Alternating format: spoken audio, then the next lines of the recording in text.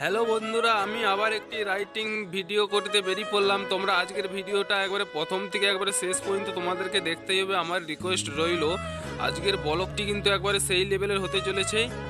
যে চলো আজকে কোথায় কি হচ্ছে তোমাদেরকে দেখাবো বা শেয়ার করব তোমাদের সাথে। একটু এক দাদাভাই কিন্তু আমায় ফোন করেছিল, সেটাকে কিন্তু আমি যাচ্ছি, যে চলো দেখবো কি হয়েছে, অবস্থাটা একটু দেখি। বন্ধুরা আমি দেখো চলে আসছি সেই বাড়িতে। দেখছো তোমরা কি কষ্টভাবে রয়েছে, প্রায় ঘর বাড়ি ভেঙে গেছে বললেই হয়। উস, কি কষ্ট। আরে ভাই কি বলবো আর। চলো আমি একটু কাকুর কাছকে যাব, কাকুকে যে জিজ্ঞাসা করে নেবো। আমি চলে আসছি, কাকুকে একটু ডাকছি। কাকু আমার গাড়িতে এখন আসছে। কাকু একটু অসুস্থ, খাওয়া দাওয়া বলে একটু চিকিৎসার দিকে অনেক কিছু একটু প্রবলেম রয়েছে। চলো একটু সেই পথ। দাদা ভাই কিন্তু আমাদের হাঁটতে পারছে না। তো বাড়ির ভিতরটা দেখবো, বাড়ির ভিতরে কি অবস্থা হয়ে রয়েছে চলো দেখবো। বন্যার জল কিন্তু ঢুকে গেল, আমাকে কিন্তু প্রচুরই দেরিতে ডেকেছে, তাই কিন্তু আমি ঠিকঠাক তোমাদেরকে ভিডিওটা দিতে পারলাম না।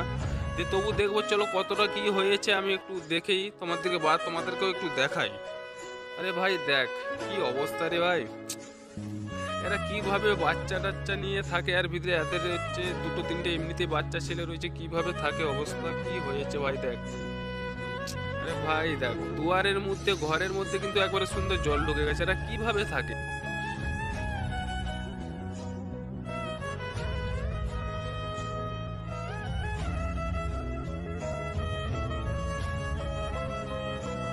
বন্ধুরা এই কাকুরই হচ্ছে বাড়িটা। কাকুর প্রচুরই মনটা খারাপ, কারণ বাড়িটা একবারে ভাঙার মুখে এসে হাজির হয়ে গেছে। কাকু হচ্ছে প্রচুরই মনটা খারাপ করছে, আর আমাকে ডেকেছিল এই দাদাভাই ফোন করতে কিন্তু আমি আসছি।